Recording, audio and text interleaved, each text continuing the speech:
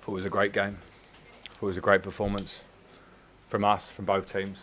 Exciting game, full of intensity and quality. Of course, the goalkeepers both to make the saves, but yeah, I'm really proud of the players because Liverpool are a top team and they've been a top team for a long time. Well coached, great players. So from moments where you feel like you're okay, they can make you feel not okay very quickly. We dealt with so many of those moments in different ways. So I'm very, very happy with our performance. I'm happy with the point because you look at it and they had good chances, but so did we. So I thought it was an outstanding 0-0. You went with 4 at the back again. Was there any sense that might be a bit of a gamble today, or were you always confident that the side could handle it with that formation? No, I mean a gamble could also be to let Liverpool control the game and camp out in your own half. And I thought we made an effort to stop that with how we pressed from central areas. People like Alex Iwobi, Tom Davies and Amadou in midfield, trying to get up to people when we could. We had a lot of moments against them in terms of transition, but also in good play, and just working the ball well and getting down the sides in the first half with Patterson. And there were a lot of good things about our game. And I know, we played well with the back four the other day, and having an extra body in midfield absolutely helps when you play against a team like Liverpool who will flood that area in their build. And I thought we dealt with them very well. Felt like after the hour mark from the first games this season, where it actually got stronger after the half hour. I mean, did you get that sense? And obviously, pretty sure that was having Idris Gueye on the bench for very long. Yeah, and their options I haven't had, which is great. And as I felt we were tiring slightly, not just Tom, but the team needed an injection. And with Garner, he came in and showed his quality straight away, and he hasn't trained that much, so. We know what we expect from him going forward now. But I thought the team generally, we had to suffer in little moments early in the second half. We were off it slightly. Second balls were dropping to them and they were sustaining pressure. We flipped it and it became a game where we had a lot of really, really good moments. And obviously, second time in a week, we end up with, a few centimetres or whatever it is from 3 points. But, we have to keep working because eventually, I think if you do the right things and perform with the way we did today, the points or the wins will come. Do you think in the current climate, Frank, that Virgil was slightly fortunate? I mean, it wasn't intentional, but you thought you played quite high. Absolutely. I think I've heard a lot this week of sort of insinuating that time wasting about my players from the game at Leeds, which I spoke about yesterday, and some things last year which are negative about players and maybe decisions we got the wrong end of. I love Virgil van Dijk. As a player, he's fantastic. Sometimes you miss time tackles and they look bad, or they are bad. They potentially are bad. If you look at the moment that he connects with Amadou up on his shin and Amadou's foot's on the ground, then I'm surprised it hasn't gone to VAR and the referee hasn't gone to look at it and make what I think was the correct decision. I haven't been asked that much about it in the media. Let's see it doesn't matter now, but for me it was a red card, and of course that changes the face of the last 20 minutes, whatever it was. Sure.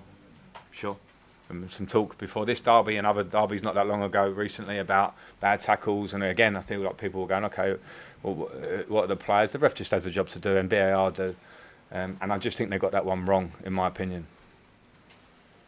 Frank, Jordan Pickford obviously gets a lot of scrutiny as the England goalkeeper. Superb today. What did you make of it? Yeah, I mean absolutely superb. The save from Núñez in the first half, where I think we were as comfortable as you can be against Liverpool up until then, and then a moment of quality of Núñez and then Diaz, but the fingertips he gets to that, and then second half makes a lot of saves which were just of a world-class, extremely high level, and he did it for us at the back end of last season. He gets scrutiny because he's England's number one, I understand that, but when you deliver like he did today, then everyone understands why he's England's number one and why we appreciate him so much here. Right. You're pleased O'Neill Mowbray fitted into the system today? Shift people then given the time decided to go. Yeah, absolutely. I thought it was a great shift because to work with the team for a week to understand how we want to press and to give him those sort of finer details, not easy, and he'll just get better and better. And we've missed that in the early parts of the season. A number 9, even in the first half, a couple of moments around the box, you can feel he wants to get in positions to score. Little diagonal runs in the box. He gets his chance, which he'll be disappointed about, but there's no worries because those ones will fall and they will come for him. But I thought his work ethic was great, and I think he's going to be a really, really big player for us. Yeah, James. Yeah, James has had a bit of the 2 weeks of uncertainty in terms of where leaving Manchester United and in the end coming to us. He hasn't been able to train at a level, and I spoke with him yesterday, and we decided he needs at least a good week's work. got a lot of competition in the field, easily. Tom's age performance, considering that he has a lot of time out last season and he seems to really get himself in around the box to be a bit of a test. Yeah, I think he's a good player, and I think we have got competition in midfield because we need it. Because if we look at squads and benches, Liverpool at one moment now they can change their fullbacks in an instant. They can bring on and change the face of a game with different quality of player. Midfield isn't generally an area of the pitch where you want to gain control of a game, or at least be really competitive in a game, expend a lot of energy in a game. And we've looked at that, and I've looked at that, and found it an area that we're wanting to improve. And I'm really impressed with the first shoots of those improvements, and I think we'll see more of that as the younger players, and Arna and Garner, develop, and Garner Gay, and the players that we've got in there, like Alex Iwobi, playing like a real top level midfielder, in my opinion. So it can start to look like a really strong area for us.